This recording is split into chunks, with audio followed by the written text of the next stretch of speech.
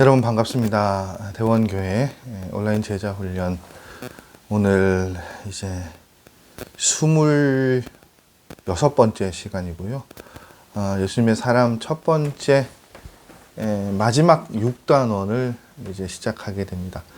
6단원 전체의 타이틀은 주님의 음성 듣기입니다. 저희가 십자가의 능력이라는 첫 번째 단원을 거쳐서 내 안에 계신 예수 그리스도, 회개의 기쁨, 나는 죽고 예수로 사는 사람, 그리고 다섯 번째 단원 성령 충만한 사람에 이어서 마지막 그 예수님의 사람 첫 번째 책의 마지막 단원의 전체적인 주제는 주님의 음성 듣기입니다. 요한복음 10장 27절 말씀이에요. 6단원 전체에 내 양은 내 음성을 들으며 나는 그들을 알며 그들은 나를 따르느니라. 아멘. 이런 그 주제를 가지고 우리가 말씀을 함께 나누려고 합니다. 꽃이 바뀌었죠. 제가 한창 동안 여기 저희 위임칙대 다른 지역에서 함께 예전에 사역했던 목사님이 보내주신 꽃바구니, 꽃 화분을 놓고 있다가 이제 그 꽃도 다 시들고 했는데 마침 우리 청년들이 지난 주일에 스승의 주일이라고 이렇게 예쁜 꽃바구니를 선물을 해 주었어요. 그래서 너무 감사한, 우리 청년들 참 착해요. 그렇죠. 뭐 목사가 해준 것도 그렇게 많지 않은데 매번 이렇게 스승의 날 이렇게 챙겨주고 인사해줘서 너무 감사하다는 생각이 들어요. 그래서 자랑도 하고 싶고 뿌듯해서 오늘은 이 꽃바구니와 함께 말씀 함께 나눠보려고 합니다. 6단원이고요. 주님의 음성 듣기라는 전체적인 주제를 하면 이제 아마 예수님의 사람 첫 번째 과정이 마무리되어질 것 같아요. 하나님의 음성에 대한 음성을 듣는 것, 쭉 단원의 내용들을 살펴보니까 듣지 못하는 이유, 어떻게 하면 들을 수 있는가, 잘 들을 수 있는 방법, 혹은 잘 들리지 않을 때 이런 내용들로 구성되어져 있습니다. 그런데 그 주님의 음성 듣기에 제가 앞서 말씀드린 음성을 듣지 못하는 이유는 이 6단원의 2과의 제목이고요. 3과는 하나님의 음성을 어떻게 듣는가이고 4과는 하나님의 음성을 잘 듣는 방법이고 5과는 하나님의 음성이 들리지 않을 때예요. 그런데 여러분, 이 주님의 음성 듣기에 첫 번째 오늘 그 6단원 1과의 제목은 이겁니다. 열심보다 중요한 순종이라고요.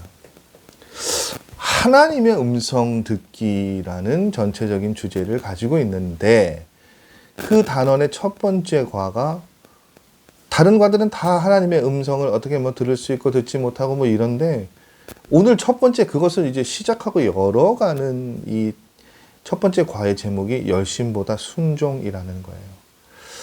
대략 여러분 이제 어느 정도 감이 오시죠? 성령 충만한 사람 때도 그랬고요. 사실은 4단원 나는 죽고 예수로 사는 사람도 그랬고요. 모든 우리와 함께 하시는 하나님 혹은 하나님이 우리 안에서 작용하시고 일하실 만한 모든 전제되는 조건 가운데 이게 있는 것 같아요. 뭔가 하면 순종이에요, 여러분. 그래서 막 뭔가를 강요하는 그런 우리가 흔히 알고 있는 그냥 보편적으로 이해하는 순종이라는 단어 말고요. 저는 순종이라는 단어가 참 좀 불편할 때가 있거든요. 어떻게 불편하냐면 순종을 왜곡되게 사용하잖아요. 교회들이 굉장히 강압적으로 뭔가를 이끌어갈 때 순종이라는 표현을 쓰기도 하고요. 일부 목회자들이 하나님의 뜻과는 전혀 관계없는 자신의 뭔가를 관철시키려고 할 때 순종이라는 단어를 오용해서 사용합니다. 여기서 말하는 순종은 그 순종은 아닌 것 같아요. 그러니까 하나님의 말씀에 순종하는 것이요.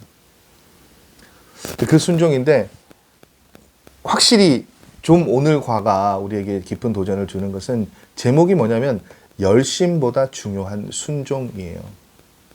그래서 여러분 흔히 왜 순종에 관한 설교를 할 때 저도 자주 그런 표현을 씁니다만 그런 얘기 하잖아요.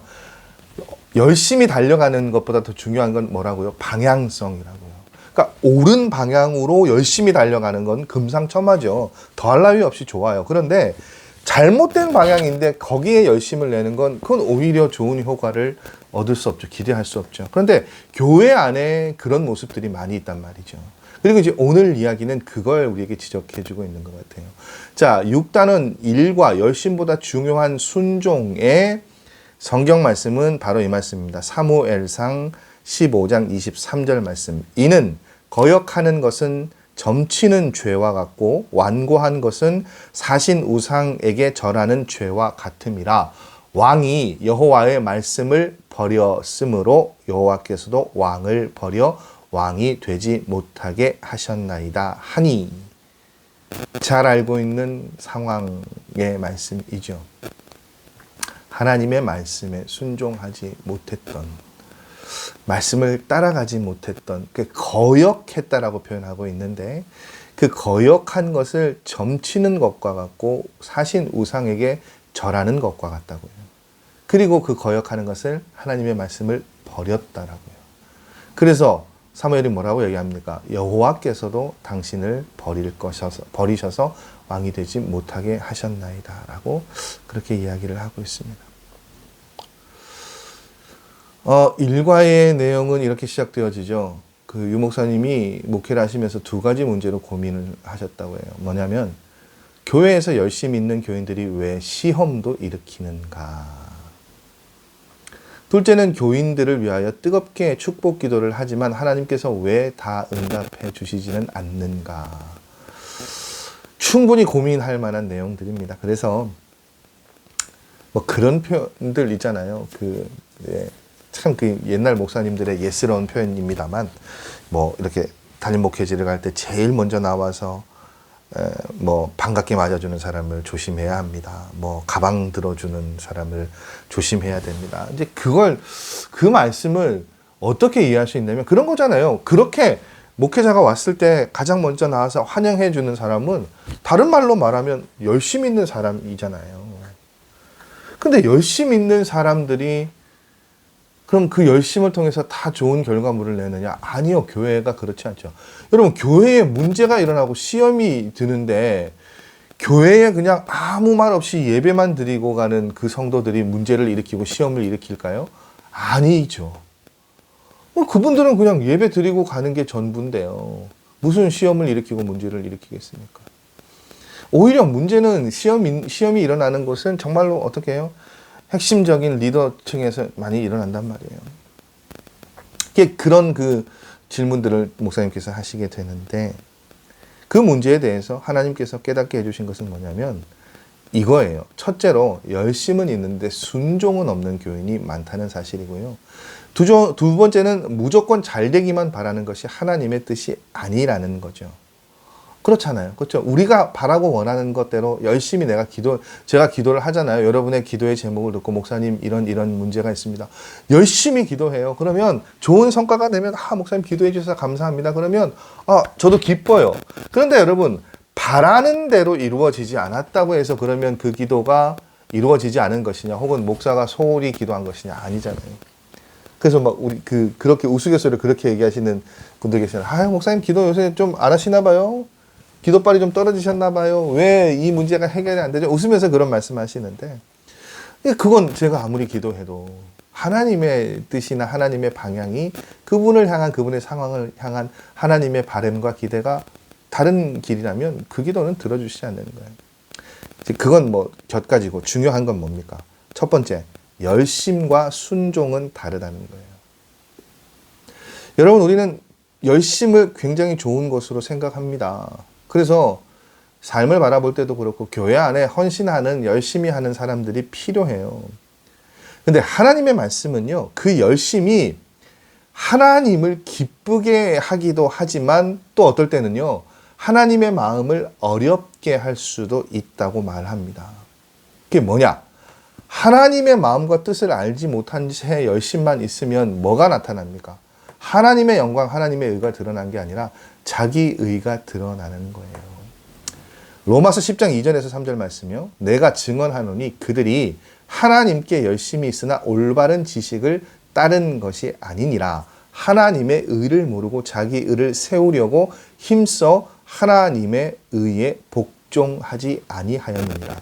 열심이 있다니까요. 하나님을 향해 열심이 있어요. 그런데 하나님을 향한 열심인데 실상은 뭡니까? 그 안에 자기 의가 있는 거죠.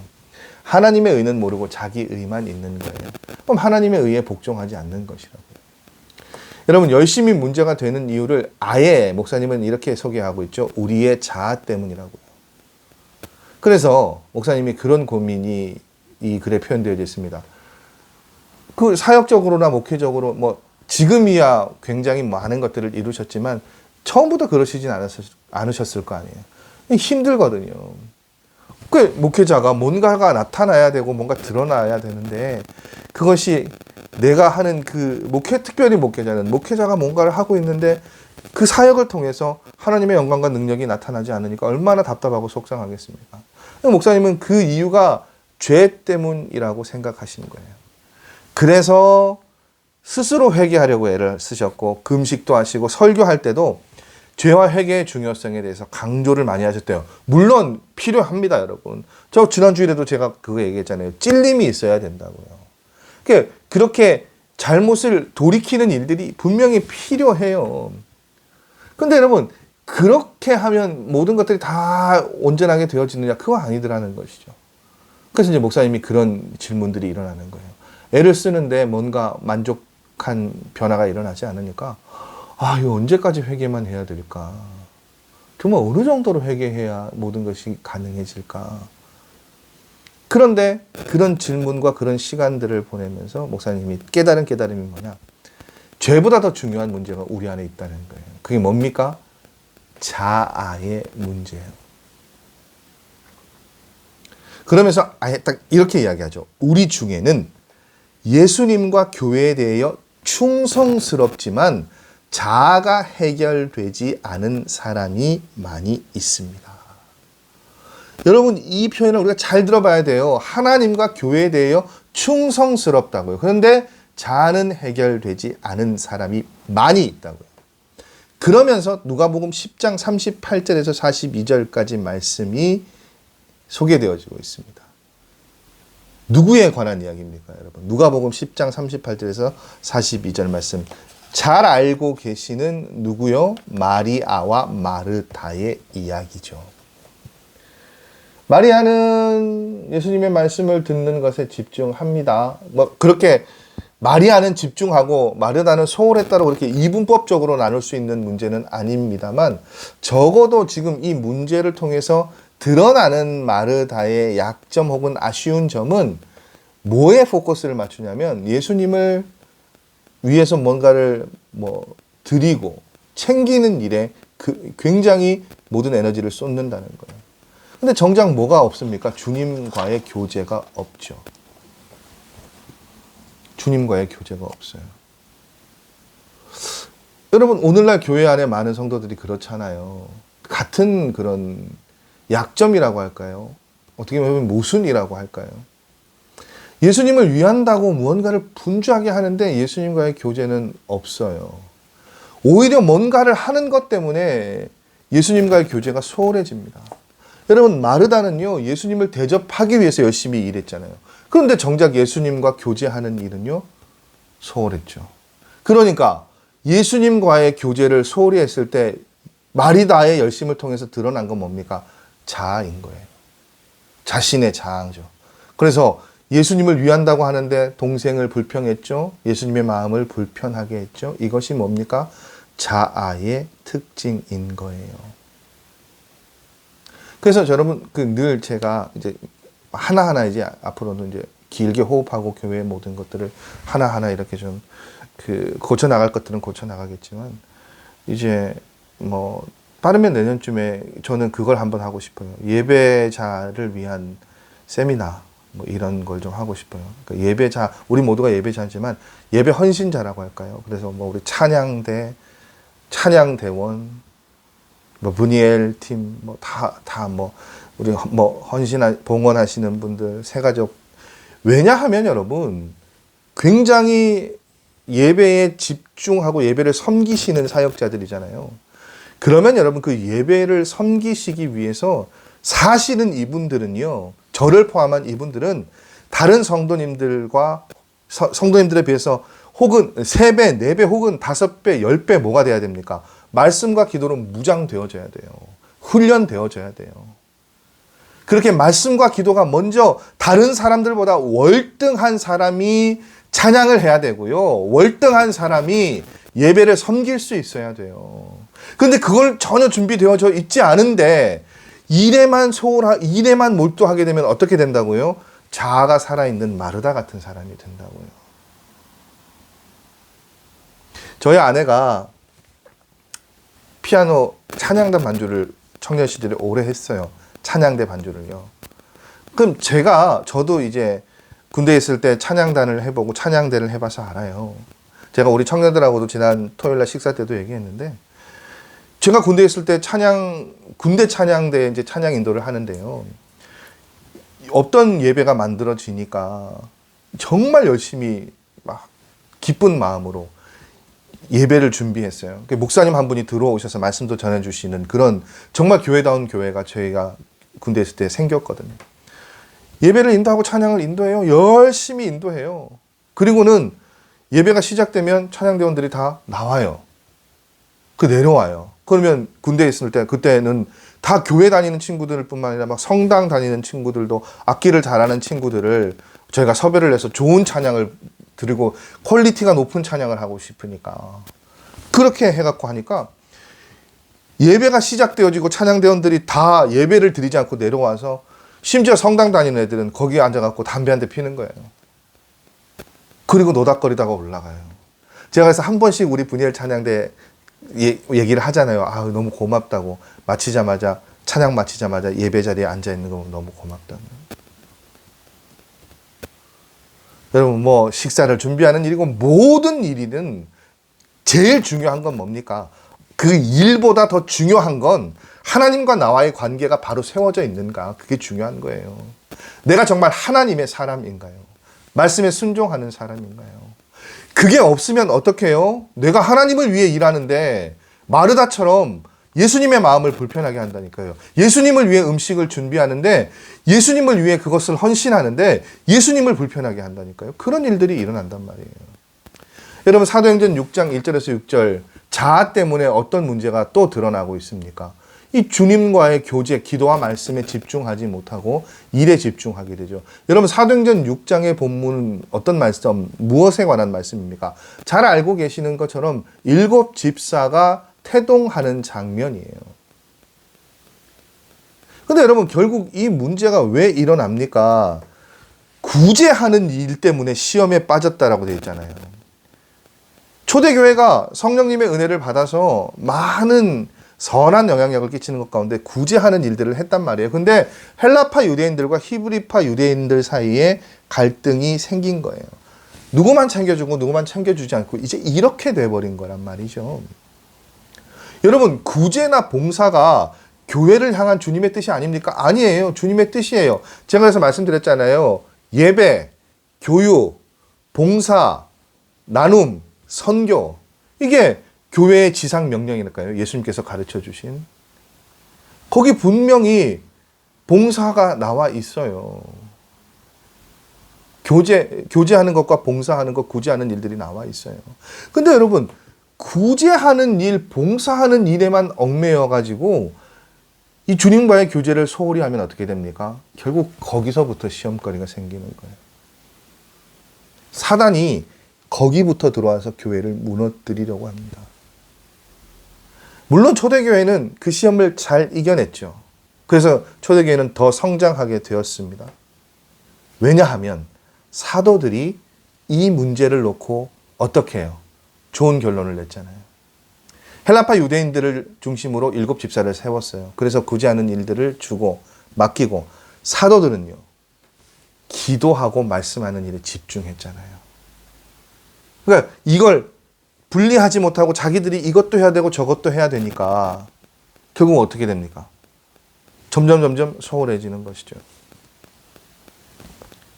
여러분 그 교회들을 보면 정치하는 목사님들이 계시는 교회가 있어요. 목사님이 뭐 이게 노회 정치, 총회 정치, 뭐 교회 정치를 하시는 목사님들이 계시죠. 저는 그 뭐 목사님들의 그것들을 그건 개인의 소신이고 또 뭐 여러 가지 그 판단의 근거나 기준이 다르기 때문에 그것에 대해서 제가 뭐 평가하고 싶지는 않아요. 그런데 뭐냐면 적어도 그런 일들을 하심에 있어서 이 일들이 무엇보다 앞서면 안 됩니까? 말씀과 기도에 우선되어지는 것보다 앞서면 그건 안 되는 거죠.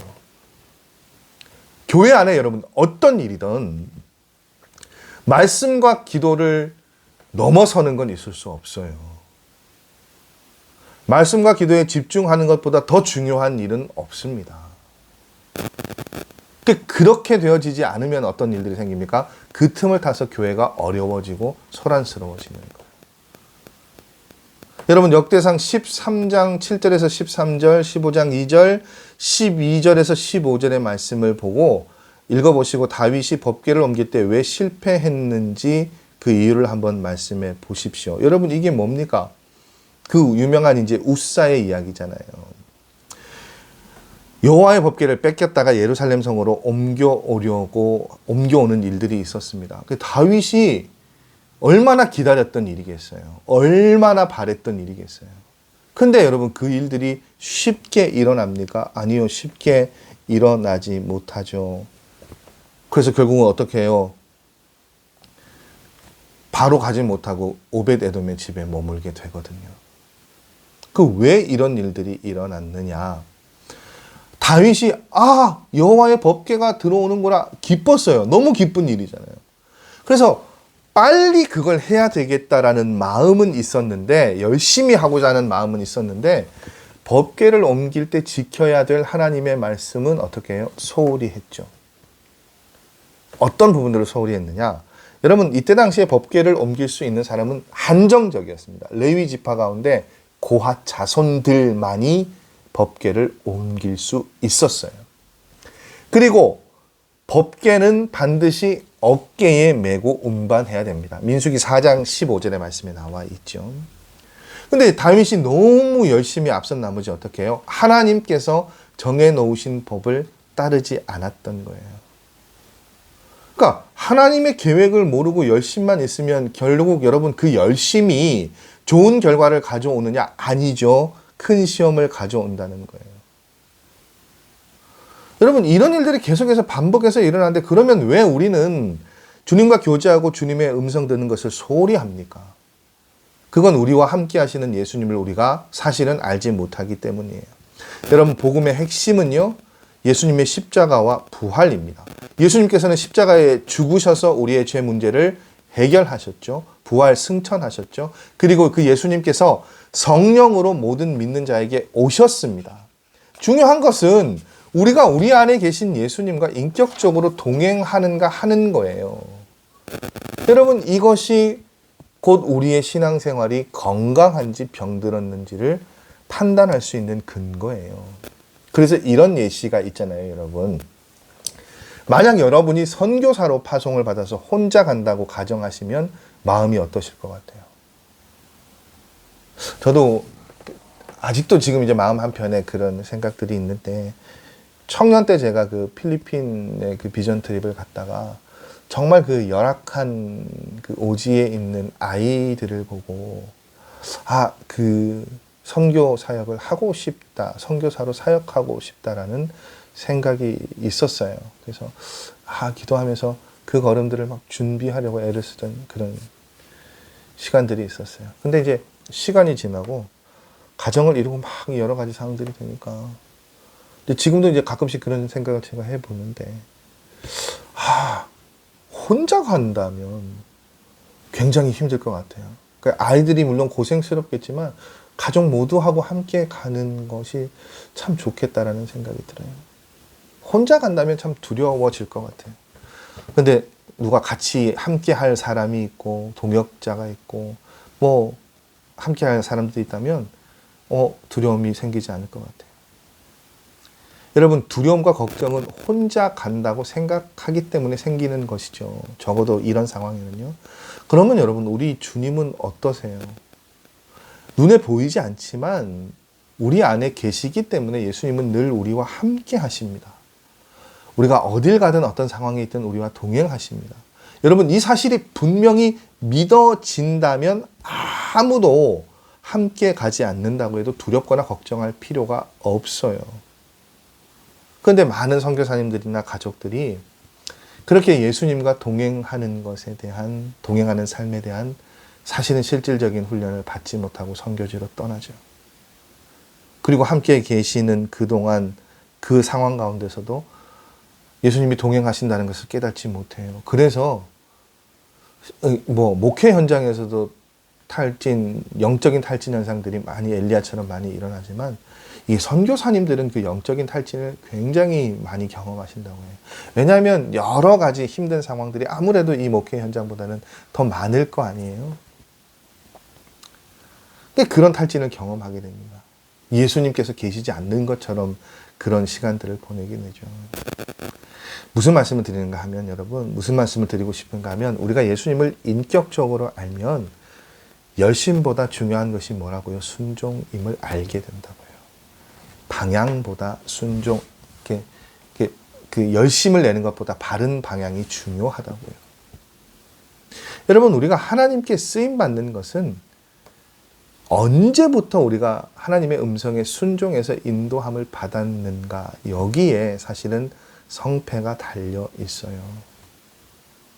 여러분, 우리가 예수님을 주님이라고도 부르죠. 그 주님은 로드라는 그런 단어로도 번역되어 있잖아요. 주인이라는 뜻이에요. 주인이요. 예수님이 주님이면 우리는 종이에요. 그럼 종은 주인의 음성에 따라 어떻게 해요? 반응하고 움직이는 사람이잖아요.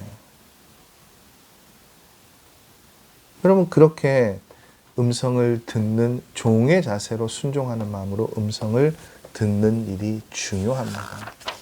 그러니까 여러분, 음성을 듣지 않고 순종하지 않으면 종으로서의 의미가 없어요. 그래서 오늘 하나님의 음성 듣기라는 단어를 시작하면서 첫 번째 계속 이 일과가 뭘 강조합니까? 열심보다는 하나님의 음성을 배제한 열심보다 중요한 것은 뭐라고요? 하나님의 말씀에 하나님의 음성을 듣고 순종하는 것이 중요하다고요. 굉장히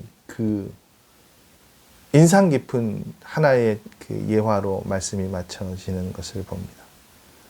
어떤 수도원에 많은 제자들이 있는데 이 수도원의 수도원장이 그 많은 수도사들, 제자들 가운데 한 제자를 굉장히 좀 특별하게 아끼고 사랑했나 봐요. 근데 이 제자가 생김새도 별로고 이렇게 일들도 잘 쌈박하게 해내지 못하는 그런 사람이었나 봐요. 그러니까 다른 제자들이 보기에 이해가 되지 않는 거죠. 왜 우리 수도원장님은 저 친구를 저렇게 유달리 아끼고 사랑하실까?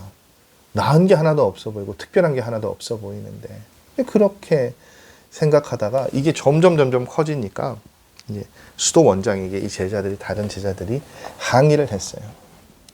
그 제자들의 항의를 듣고 수도원장이 내가 왜 이 제자를 아끼는지 그 이유를 보여주겠다라고 말씀하십니다. 그리고는 수도원의 모든 제자들을 불러 모아요. 그리고 제자들에게 다 닭을 한 마리씩 줍니다. 그리고 어떤 미션을 주냐면 공통적으로 아무도 안 보는 곳에서 이 닭을 죽이라고 이야기했어요. 자, 그 미션을 받고 하루의 시간이 지나고 오후쯤, 저녁쯤 됐습니다. 제자들이 다 죽인 닭을 손에 들고 돌아왔어요. 근데 이 수도 원장이 사랑하는 제자는 제일 늦게 들어왔는데 살아있는 닭을 그대로 손에 들고 왔습니다. 그러니까 이제 다른 제자들이 막 손가락질도 하겠죠. 원장님이 지시하는 것도 제대로 못하는데 왜 원장님은 저런 사람을 사랑하는지 알 수 없다고. 그런 이야기들이 막 여기저기서 터져 나오는데 이 사랑을 받는 제자가 이렇게 이야기를 하죠. 하루 종일 다녔지만 아무도 안 보는 으슥한 곳이 없어서 죽이지 못했습니다. 이렇게 이야기를 한 거예요. 이 말은 결국 무엇을 내포하고 있는가 하면 어느 곳에서나 주님이 보고 계시기 때문에 아무것도 할 수 없었다는 거죠. 분명히 수도 원장은 뭘 얘기했습니까? 아무도 보이지 않는 곳에서 이 닭을 죽이라고 했단 말이에요. 이 대답을 듣고 수도 원장이 다른 제자들에게 딱 한마디 이렇게 이야기합니다. 내가 왜 이 제자를 사랑하는지 알겠느냐라고 물어보죠. 여러분, 6단원 1과의 마지막은 이 질문으로 맞춰집니다. 여러분은 하나님께서 보실 때 말을 잘 듣는 자입니까? 말 안 듣는 자입니까? 여러분, 이 질문을 우리가 정말 깊게 되새겨 봐야 할 것은 하나님께서 보실 때 일을 잘 하는 사람입니까? 아닙니까를 묻는 질문이 아니죠. 하나님의 말을 잘 듣는 자이냐 아니냐, 그걸 질문하고 있어요. 여러분, 순종에 대한 내용이지만 결국 오늘 이 내용의 말씀은 어디에 초점을 맞추고 있습니까? 우리가 주님과의 교제, 주님의 음성을 듣는 것에 포커스를 맞추고 있습니다. 여러분, 순종이라는 것은요, 주님과 교제하면서 주님의 음성을 듣는다는 것이 전제되어져야 돼요. 그게 전제되어지지 않으면 순종은 불가능합니다. 그러니까 순종이라는 것은 결국 어떻게 해요? 주님의 음성에 귀를 기울이고 그렇게 주님과 교제하는 것이죠. 여러분, 기억하십시오. 열심히 하는 것은 좋지만 주님과의 교제가 없는 열심이 시험거리를 만듭니다. 사역보다 앞서가야 할 것은 주님과의 교제예요. 그 교제를 통해 예수님을 인격적으로 알고 나면 더 열심보다 더 중요한 것이 주님의 음성을 듣고 순종하는 것임을 깨닫게 됩니다. 여러분, 우리 모두 그렇게 주님과의 교제가 더 우선이 되어지는 삶이 되어야 되지 않을까요? 특별히 많은 사역의 자리에 있는 우리가 그 사역의 자리를 감당함에 있어서 더 많이 기도하고 더 많이 말씀 가운데 거하는 삶을 살아야 그 사역들이 빛이 나지 않을까요? 오늘 말씀은 그것들을 우리에게 도전해 주고 있는 것 같아요. 기억하십시오, 여러분. 열심보다 중요한 것은 순종입니다. 말씀을 듣고 나누시는 우리 모든 반원들이 다시 한번 이 말씀을 통해서 열심보다는 주님의 말씀의 음성에 귀를 기울이는, 또 그것에 더 순종할 수 있는 일들을 결단하실 수 있었으면 좋겠어요. 자, 마지막 6단원 이제 시작했습니다. 오늘이 지나고 이제 4번 남았어요. 주님의 음성을 우리가 어떻게 하면 잘 들을 수 있을지, 그것까지 마지막으로 조금 더 힘을 내셔서 잘 마무리하실 수 있는 시간들 되셨으면 좋겠습니다. 벌써 5월 오늘이 마지막 주간, 마지막이네요. 다음 주 목요일이 이제 1일이니까. 시간이 참 분주하게 지나갑니다. 여러분, 늘 건강 조심하시고 또 한 주간도 이 말씀을 묵상하시면서 우리의 삶의 모습을 잘 들여다보시고 조금씩이라도 여러분, 저는 이 말씀이 저와 여러분을 예수님의 사람으로 변화시키는 일들이 일어났었으면 좋겠어요. 자, 저는 말씀을 마쳤으니 이제 그것을 위해서 기도하도록 하겠습니다. 여러분, 말씀 함께 나누시고 여러분들도 그러한 삶을 위해 기도하시면 좋겠습니다.